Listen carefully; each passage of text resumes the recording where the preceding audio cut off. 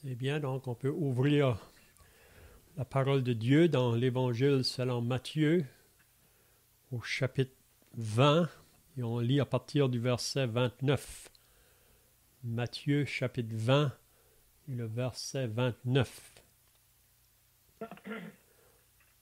Lorsqu'ils sortirent de Jéricho, une grande foule suivit Jésus.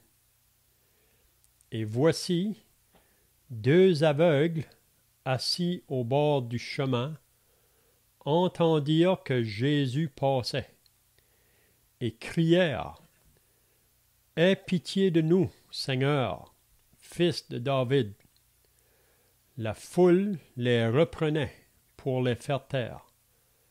Mais ils crièrent plus fort: « Aie pitié de nous, Seigneur, fils de David. » Jésus s'arrêta, les appela et dit: « Que voulez-vous que je vous fasse? » Ils lui dirent: « Seigneur, que nos yeux s'ouvrent. » Ému de compassion, Jésus toucha leurs yeux, et aussitôt ils recouvrèrent la vue et le suivirent. Lorsqu'ils s'approchèrent de Jérusalem et qu'ils furent arrivés à Bethphagée vers la montagne des Oliviers, Jésus envoya deux disciples en leur disant: « Allez au village qui est devant vous. Vous trouverez aussitôt une ânesse attachée et un âne avec elle. Détachez-les et amenez-les-moi. Si quelqu'un vous dit quelque chose, vous répondrez: le Seigneur en a besoin, et à l'instant, il les laissera aller. » Or, ceci arriva afin que s'accomplisse ce qui avait été annoncé par le prophète. Dites à la fille de Sion: voici, ton roi vient à toi, plein de douceur et monté sur un âne, le petit d'une ânesse. Les disciples allèrent et firent ce que Jésus leur avait ordonné. Ils amenèrent l'ânesse et l'âne, mirent sur eux leurs vêtements et le firent asseoir dessus. La plupart des gens de la foule étendirent leurs vêtements sur le chemin. D'autres coupèrent des branches d'arbres et en jonchèrent la route. Ceux qui précédaient et ceux qui suivaient Jésus criaient: « Hosanna au fils de David! Béni soit celui qui vient au nom du Seigneur! Hosanna dans les lieux très hauts! » J'aimerais de lire aussi dans Luc au chapitre 18. Luc 19 plutôt. Il y a une section que Matthieu ne mentionne pas, mais j'aimerais de le lire pour avoir la pensée ici, là. Donc, c'est au verset 41. Luc 19, 41. Ça dit: « Comme il approchait de la ville, Jésus, en la voyant, pleura sur elle et dit: « Si toi aussi, au moins, en ce jour qui t'est donné, tu connaissais les choses qui appartiennent à ta paix, mais maintenant elles sont cachées à tes yeux. Il viendra sur toi des jours où tes ennemis t'environneront de tranchées, t'enfermeront et te serreront de toutes parts. Ils te détruiront, toi et tes enfants au milieu de toi, et ils ne laisseront pas en toi pierre sur pierre, parce que tu n'as pas connu le temps où tu as été visité. » Puis ensuite, on voit que Jésus va rentrer dans le temple. C'est ça qu'on voit dans Matthieu aussi. Donc, on va arrêter là pour notre lecture. Donc, on continue toujours dans cet évangile. Puis on est rendu maintenant le moment où que Jésus va faire son entrée dans la ville Puis on peut dire ici que c'est vraiment la dernière semaine du Seigneur Jésus là, pendant son ministère public sur la terre. On sait qu'il a été pendant 3 ans dans ce ministère public, mais ici on voit que c'est rendu à la fin de son ministère public. Donc, qu'est-ce qu'on a vu ce soir? C'est que ici, on mentionne lorsqu'ils sortirent de Jéricho, une grande foule suivit Jésus. Donc, il y a toujours la foule qui le suit. La foule qui l'ont suivi pour des guérisons, parce qu'on voit que Jésus pouvait guérir toutes les maladies, toute personne qui venait à lui, il pouvait les guérir. Donc, depuis le début de son ministère public, c'est ça que Jésus a fait. Donc, plus qu'il avance dans son ministère, plus que sa renommée est prononcée partout, tous les gens de ces villages-là autour, dans les régions autour, savent à propos que Jésus est celui qui peut guérir toute maladie. Puis pas seulement guérir des maladies, même délivrer des personnes qui étaient possédées par des démons. Même, il a ressuscité des morts. Donc, sa renommée se faisait connaître partout alentour. Donc, il s'est rendu à la fin de son ministère. Ça nous dit comme qu'il sortait de Jéricho. Si on avait lu dans le chapitre 18 de Luc, avant que Jésus ait entré dans Jéricho, il avait aussi guéri un aveugle. Mais ici, ça nous dit c'est lorsqu'il sortit. Puis là, on va voir 2 aveugles qui étaient assis sur le bord du chemin. Puis la raison qu'ils étaient assis là sur le bord du chemin, c'est parce qu'ils étaient là pour quêter. Parce qu'ils ne pouvaient pas gagner leur vie par eux-mêmes, donc pour pouvoir à leurs besoins, ils quêtaient sur le long du chemin. Puis souvent, ils se mettaient à l'entrée d'une ville. Et quand les gens entraient ou les gens sortaient, ils pouvaient en voir ces personnes-là. Puis il y en avait probablement plusieurs qui se trouvaient là. Mais ici, c'est un jour pas comme un autre jour. Il y a beaucoup de personnes qui ont passé puis qui ont repassé en avant de ces aveugles-là. Probablement qu'il y en a qui donnaient, d'autres ne faisaient aucun cas d'eux autres. Mais le jour ici, qu'est-ce qui était différent? C'est que c'est Jésus qui va passer. Puis ça nous dit que ces 2 aveugles-là entendirent que Jésus passait. Donc, vous pouvez vous imaginer quand ils ont entendu le nom de Jésus, parce qu'ils savaient que ce Jésus-là, que tout le monde parle, c'est lui qui guérit toute maladie. Donc, il peut ouvrir nos yeux. Donc, ils ne vont pas perdre l'opportunité. Ils ne veulent pas perdre l'opportunité. Parce que probablement pour eux, puis on peut voir aussi que ce sera la dernière fois que Jésus passe. Puis on voit que ces 2 aveugles-là vont se mettre à crier. Parce que pour eux, Jésus est là, puis il ne faut pas perdre l'opportunité. Mais quand ils se mettent à crier, la foule autour les reprenait pour les faire taire. Puis on peut dire qu'encore aujourd'hui, vous savez, la foule est toujours là pour arrêter quand on veut venir à Jésus. S'il y a des personnes qui commencent à avoir un intérêt pour Jésus, la foule est là pour mettre des obstacles. Vous savez, la foule a toujours été un obstacle pour empêcher des personnes d'aller vers Jésus. Pourquoi? Parce que nous vivons dans un monde qui est sous la puissance du mal. C'est vraiment le diable, vraiment, qui règne dans ce monde. Puis on sait que le diable, s'il y a une chose qu'il n'aime pas, c'est que nous allions vers Jésus. Donc, mais ces deux aveugles-là, on voit qu'ils ne se sont pas laissés intimider.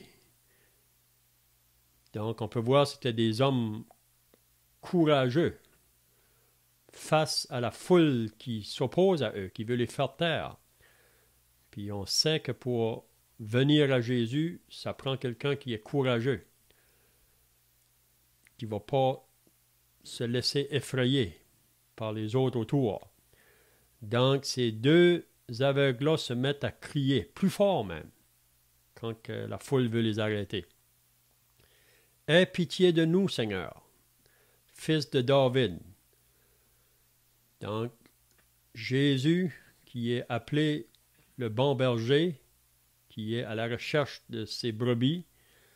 Donc, si quelqu'un crie à lui, il va s'arrêter. Il va s'arrêter. Puis là, on va voir qu'il s'arrête. Puis ça nous dit qu'il les appela.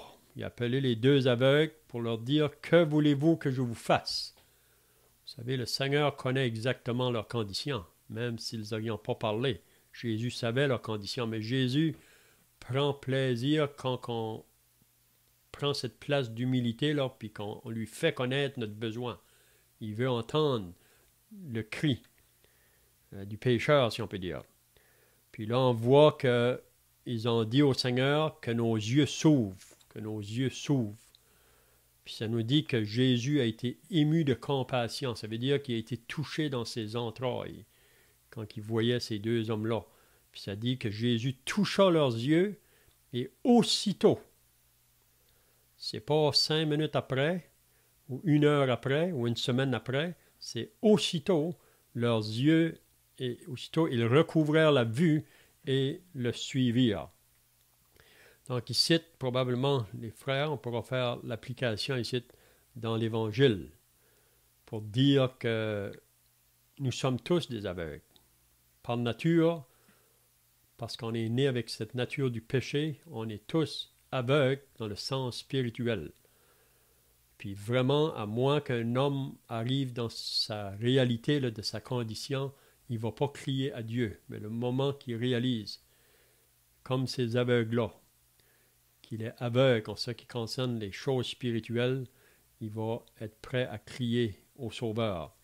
Donc on pourra regarder ça avec les frères. Puis ensuite, on voit que Jésus, donc, il s'approche de Jérusalem. Il va faire son entrée là. Puis on pourra voir qu'est-ce qu'il a demandé à ses disciples. Encore ici, on peut voir que Jésus est réellement Dieu manifesté en chair, le Dieu qui connaît tout, qui sait tout, que rien on peut lui cacher, même on ne peut pas se cacher de lui. Il a connu aujourd'hui toutes nos pensées, il a connu toutes nos actions, toutes nos paroles qui ont été dites.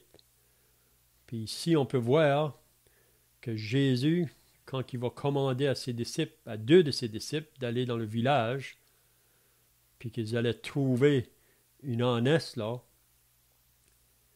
puis Jésus dit, vous allez la détacher, puis si quelqu'un vous demande qu'est-ce que vous faites, vous avez juste à dire, le Seigneur en a besoin.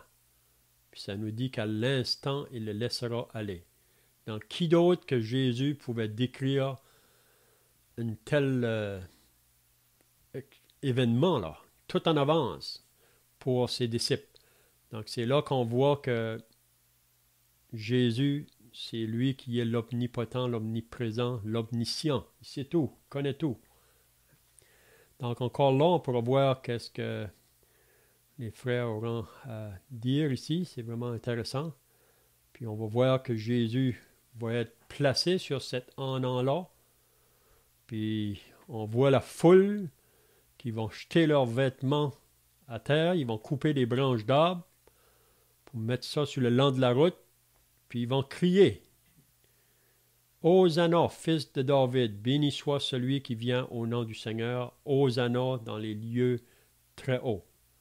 Puis, la raison que j'ai voulu lire dans Luc, au chapitre 19, là, c'est avant qu'il rentre dans la ville, Jésus va pleurer.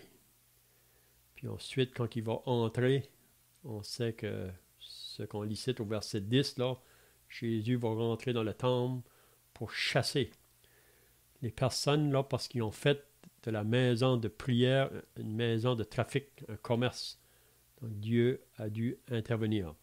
Donc c'est tout ce que je veux dire. Donc avec l'aide du Seigneur, on demande aux frères si vous avez des questions ou des commentaires à faire, il ne faut pas être gêné. Donc on commence à partir du verset 29.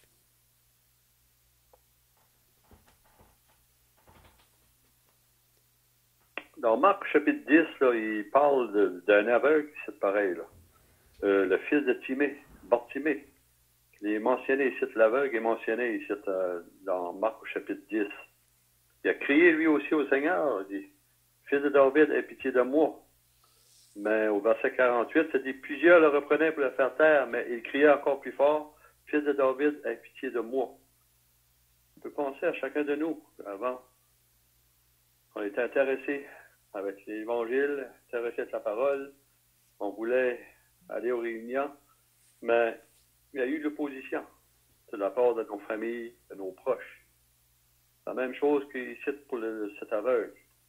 Ça nous dit que plusieurs le reprenaient pour le faire taire. Donc, on peut penser à chacun de nous. Mais, il y a plusieurs aveugles qui est mentionné dans la ville Jéricho. Jéricho avait-il, c'est une place spéciale. On sait que Jéricho était proche de Jérusalem, mais c'était une place spéciale pour le Seigneur qui passait par là. Si on pense comment est-ce que le Seigneur il était venu pour sauver, puis si on s'appelle les paroles dans Jean chapitre 1, il est venu chez les siens et les siens ne l'ont point reçu. Puis d'une manière générale, même notre frère a fait référence à comment est-ce que le Seigneur a pleuré sur Jérusalem, mais on voit que les déplacements que le Seigneur faisait n'étaient jamais par hasard.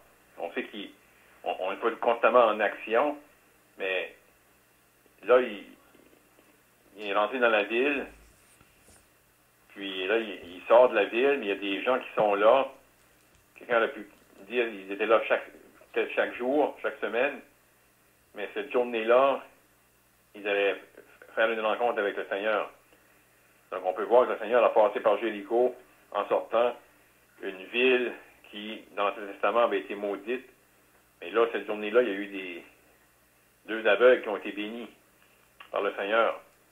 Le Seigneur va rentrer dans Jérusalem, une ville qui avait à cœur. Il a pleuré sur la ville, mais en général, il va y avoir peu de réponses dans la ville de Jérusalem.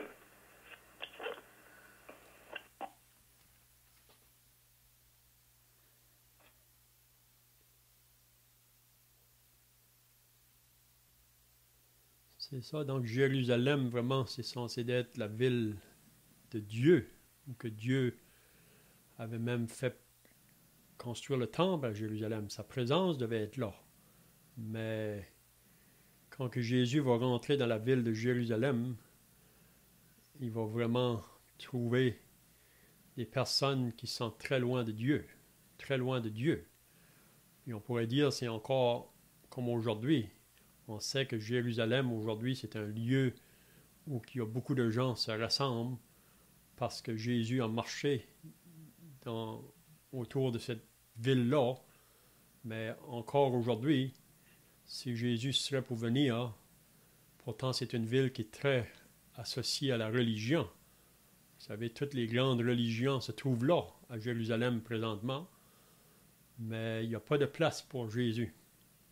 Beaucoup de gens religieux se trouvent là, mais si Jésus venait, on le chasserait comme on l'a chassé dans ces jours-là. Mais Jéricho, comme le frère vient de dire, c'est une ville qui a été maudite. C'est une ville de malédiction. C'est une ville qui est associée beaucoup avec le péché. Mais Jésus va plus avoir de succès, si on peut dire, dans la ville de Jéricho qu'il n'aura dans la ville de Jérusalem. Parce que la plupart des personnes qui ont cru en lui, c'était vraiment en dehors de Jérusalem. On a l'exemple de Zachée.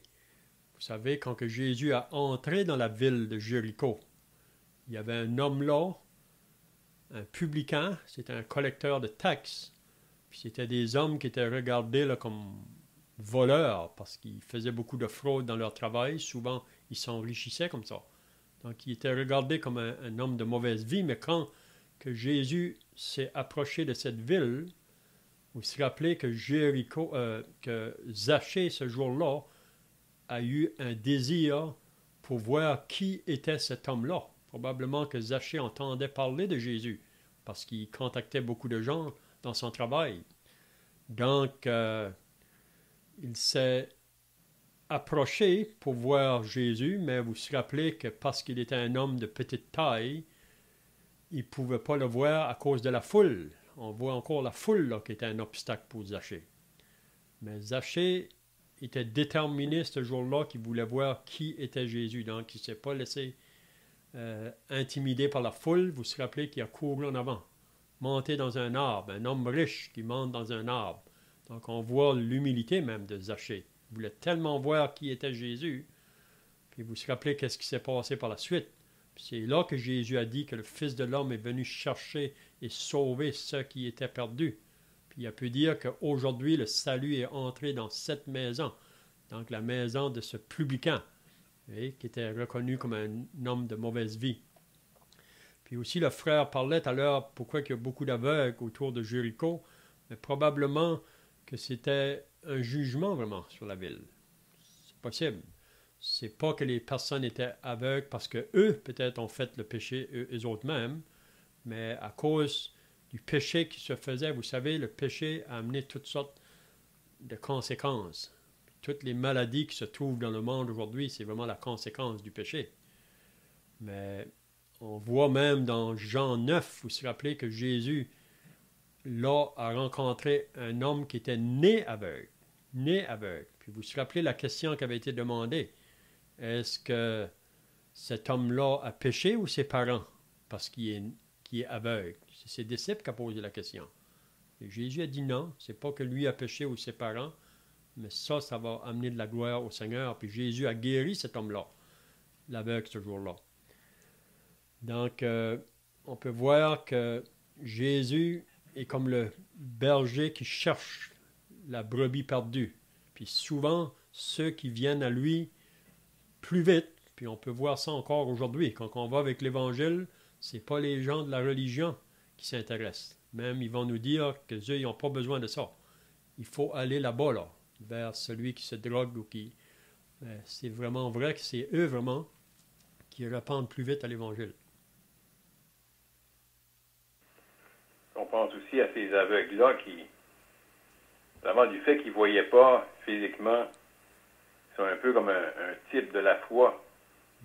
Ils ont entendu parler du Seigneur, puis lorsqu'ils ont entendu que c'est lui qui passait, ils se sont mis à crier, « Fils de David, aie pitié de nous ». On sait que les pharisiens ont posé la question un jour au Seigneur, parce que le Seigneur parlait à propos d'être aveugle, puis à propos du fait que lui pouvait donner la vue. Puis eux, ils ont posé la question, et nous, sommes-nous aveugles? Puis le Seigneur a dit, si vous seriez aveugle, vous n'auriez point de péché. Mais maintenant, vous dites, nous voyons, c'est pour cela que votre péché subsiste. S'ils avaient été aveugles physiquement, puis ils avaient entendu parler du Seigneur, ils n'avaient pas tellement cru en lui. Mais vraiment, du fait qu'ils disaient qu'ils voyaient, mais spirituellement, mais vraiment, ils étaient dans l'incrédulité. C'est à cause de ça que leur péché subsistait. Cette journée-là, il y a eu des aveugles. Justement, le Seigneur a eu la gloire, il a eu la louange. Par la bouche de ces aveugles-là qui ne voyaient pas, mais qui reconnaissaient que c'est le fils de David. Puis on va le voir plus loin, même lorsqu'il va entrer dans le temple, il va encore avoir des gens qui vont crier aux anneaux au fils de David. Donc le Seigneur va recevoir la gloire, même si, de façon générale, il était rejeté. Il va y avoir quelques-uns qui vont croire en lui.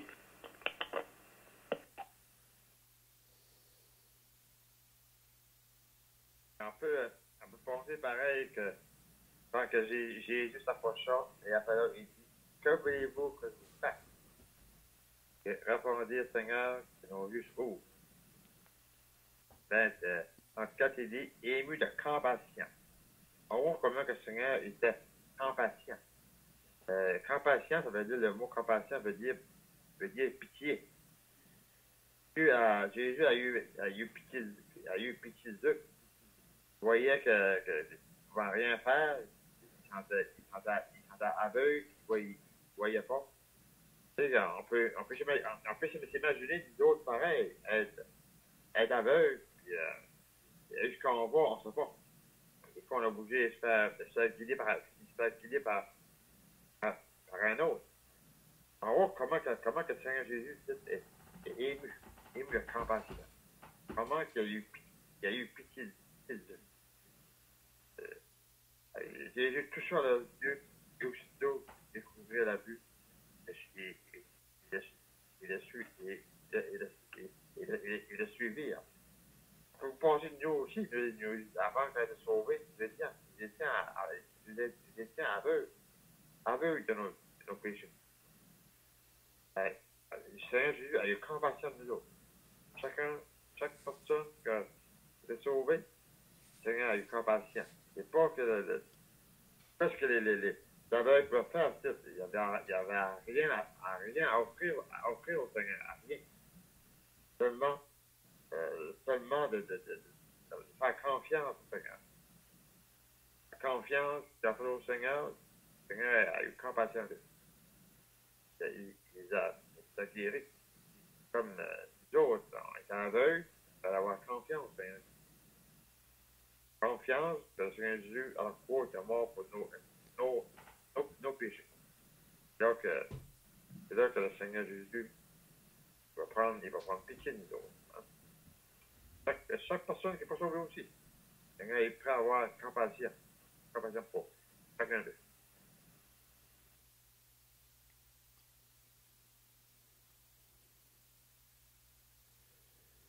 C'est bien encore de souligner que quand que Jésus a touché leurs yeux, aussitôt, ils ont recouvert la vue. Donc c'est la même chose quand une âme est sauvée. Ça se fait dans un instant. C'est vrai qu'il peut y avoir un travail qui se fait avec la personne parfois pour des années. Mais quand une âme est sauvée, ça se fait en un instant. C'est le moment que la personne vient à Dieu dans la repentance, dans la réalité de ses péchés, puis qu'elle met sa foi dans l'œuvre de Christ. Rien d'autre. Elle met sa confiance. Jésus dit, celui qui croit en moi a la vie éternelle. Donc, c'est en un instant, le moment que la personne met sa confiance dans cette œuvre-là, et rien d'autre, elle sera sauvée. Ça fait penser d'ailleurs pareil que la femme qui allait voir les médecins parce qu'elle ne peut pas guérir, elle avait une perte de sang. Elle a pensé, si je peux toucher le bord des vêtements du Seigneur Jésus, elle dit, je serai guéri. La foule la pressait d'un bout à l'autre, puis elle a faufilé, puis elle a touché le bord. Elle a touché le bord de ses vêtements. Le Seigneur s'est aperçu qu'il y avait une force qui avait sorti en elle. Il a dit, qui m'a touché? Il dit, pas mon Dieu, on presse d'un côté d'un bout à l'autre, il dit, puis beaucoup de monde qui ici, qui presse. Le Seigneur dit, non, il y a que de quoi qui s'apporte ici. La femme a été à la voix. Elle a été à la voix qui c'était elle. Le Seigneur a dit, le Seigneur a dit, puis il a guéri. Il a guéri, puis il a dit, va dans paix. Ta foi t'a sauvé. On va voir comment que Saint Jésus a eu compassion de Daniel. Seulement en touchant le bord de ses vêtements, incroyable, par exemple, le foule qui avait là, puis bien qu'en touchant à la belle foi, il a touché le bord de ses vêtements du Seigneur, le Seigneur l'a guéri. C'est beau de voir ça, hein?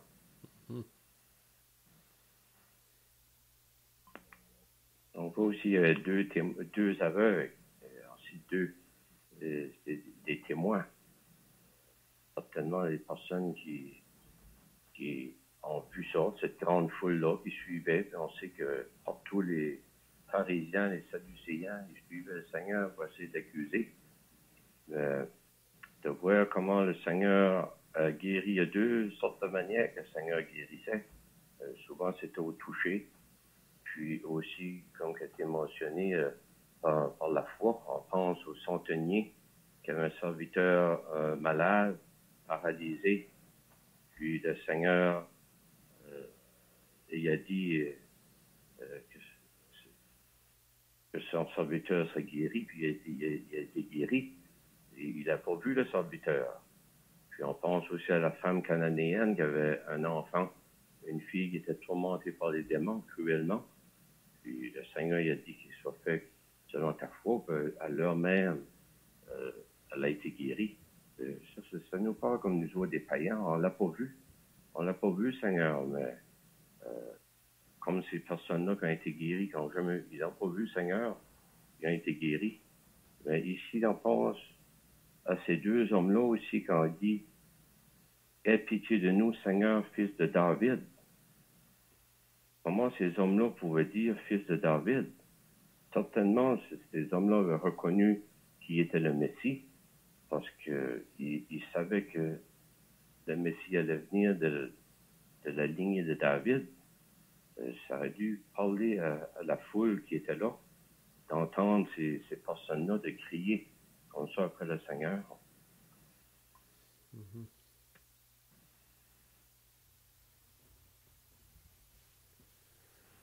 Peut-être qu'on peut pas... Apparemment que ceux qui ont étudié la prophétie, que ce jour-là, lorsque le Seigneur est entré assis sur un anon, c'était la prophétie de Daniel qui s'accomplissait au niveau des 70 semaines de Daniel, mais la 69e semaine allait être complétée.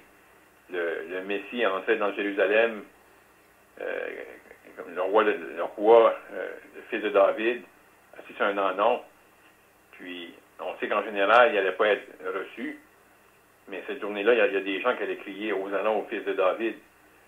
Puis, au point que même les pharisiens ont dit au Seigneur, « Maître, fais taire tes disciples. » Puis, le Seigneur a dit, « S'ils se taisent, les pierres crieront. » Cette journée-là, le roi des rois entrait dans Jérusalem. Puis, il allait être exalté. Puis, il y a des voix qui se sont élevées, puis ils l'ont loué.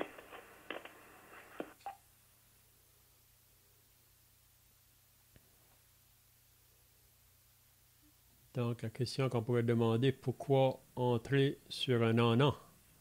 Normalement, quand un roi entrait pour être acclamé, c'est sur un cheval.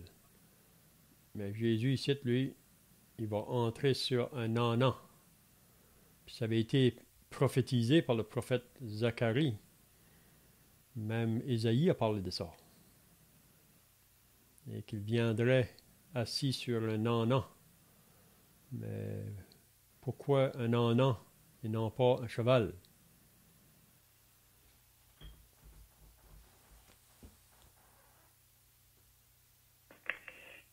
Parce qu'on voit que le Seigneur, de son humilité, de sa pauvreté, on peut penser quand il est venu au monde dans une crèche, parmi les animaux. Il n'est pas venu au monde de l'hôtellerie. Il est venu au monde parmi les animaux. Donc, on voit, à sa naissance, de sa naissance à sa mort, il était humble. Il voulait rien savoir des richesses de ce monde. Comme que notre frère Léon a dit, s'il a rentré sur un cheval, mais je ne sais pas qu'est-ce que le monde aura pensé, mais il a choisi un petit animal. Donc, on voit ici son humilité puis sa pauvreté ici.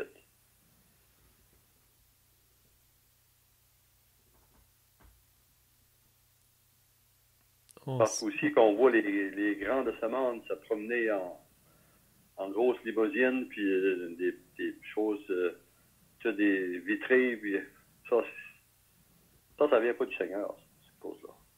Et ici, on voit le Seigneur sur un honnête, ça nous dit. Parce qu'il était vu comme une personne qui rien. Il n'était pas attaché aux choses de cette terre. Le Seigneur est attaché aux choses d'en haut. Pour ça, ici, qu'il a envoyé chercher un petit animal. Mais on sait quand il va venir à la fin de la tribulation, quand il va sortir du ciel, il vient sur le cheval blanc. Parce que là, il vient pour établir son royaume. Parce que pour les Juifs, le Messie qui venait, il venait pour régner. Même pour eux, ils attendaient ce Messie-là qui allait les délivrer du joug des Romains. Parce que vraiment, même les Juifs à ce moment-là, c'est les Romains qui régnaient dans ce temps-là, sur eux autres. Mais pourtant, c'est des gens qui connaissaient les Écritures. La parole l'avait prophétisé qu'avant qu'il règne, il faut qu'il meure. Il faut qu'il souffre. Mais eux n'attendent pas un Messie comme ça. Même les disciples avaient de la misère à comprendre quand que Jésus disait qu'il devait aller à Jérusalem pour mourir. Vous vous rappelez que Pierre a dit « Jamais, Seigneur, ça va t'arriver, ça. » Donc, mais quand il vient, comme il vient d'être dit, là, il prend vraiment ce côté-là d'humilité, de douceur. Il ne vient pas par la force à ce moment-là, il vient comme sauveur, vraiment. On sait qu'un jour, quand il viendra, il va venir là, pour juger ceux qui ont refusé de croire en lui. Puis il y a une autre chose aussi, quand on pense à propos de cet âne-là, là, vous savez, on dit qu'un âne qui n'a jamais été monté, là, c'est pas facile de monter sur un âne qui n'a jamais été. Mais on voit ici que le sauveur du monde avait le plein contrôle même sur cet âne-là. Puis la manière que ça s'est fait, là, j'aime beaucoup ça parce que quand que Jésus demande à ses disciples, comme j'ai dit au début, il leur donne tous les détails. Puis il y a une autre chose aussi qu'il faut bien voir dans les deux disciples, c'est leur foi vraiment. Parce que Jésus leur dit ces choses, puis on voit qu'il n'y a pas d'argument, il n'y a pas de doute. Ils vont partir aussitôt que Jésus leur donne ce commandement-là. Donc, ils devaient aller dans ce village-là, qui était plus loin, puis tout ce que Jésus les a dit, c'était exactement ce qui s'est fait vraiment, la manière que ça s'est fait. Puis un autre point aussi que j'aime de penser, que quand ils vont prendre l'âne, puis s'il dit quelqu'un vous demande qu'est-ce que vous faites, dites le Seigneur en a besoin, à l'instant, il les laissera aller. Même le Seigneur avait préparé le cœur de ces personnes-là qui appartenaient à l'âne. Donc le Seigneur était au contrôle de toute la situation. Puis encore aujourd'hui la même chose, il est au contrôle de toutes les situations, même si quand on regarde à ce monde-ci, c'est comme si que tout s'en va là, à sa ruine. C'est vrai que ce monde-ci s'en va vers la ruine, mais le Seigneur est au contrôle de tout.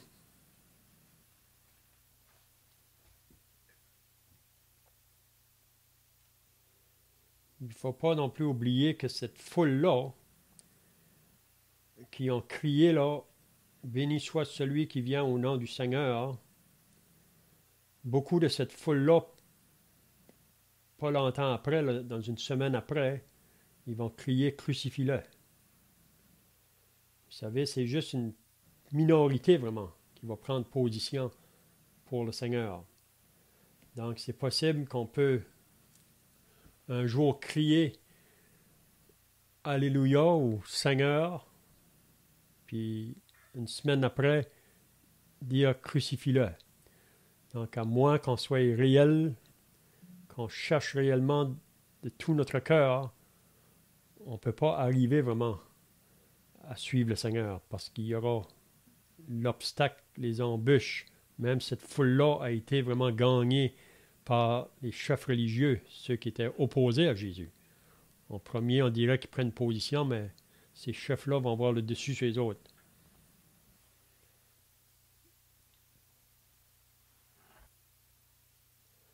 C'est bien, je vois que le temps est passé, donc à moins que les frères ont d'autres pensées à dire, là. Sinon, un frère peut terminer par la prière. Céleste, au nom du Seigneur Jésus-Christ, on veut, en terminant, te remercier encore pour ce temps précieux qu'on a eu ce soir pour pouvoir te prier et aussi ouvrir ta sainte parole. Et on te remercie qu'on a cette liberté de pouvoir regarder à tes saintes écritures et ensemble chercher à saisir ces enseignements que tu nous donnes sans qu'aucune pensée soit imposée par un système religieux. Père, on te remercie qu'on a ta parole traduite dans une langue qu'on peut comprendre.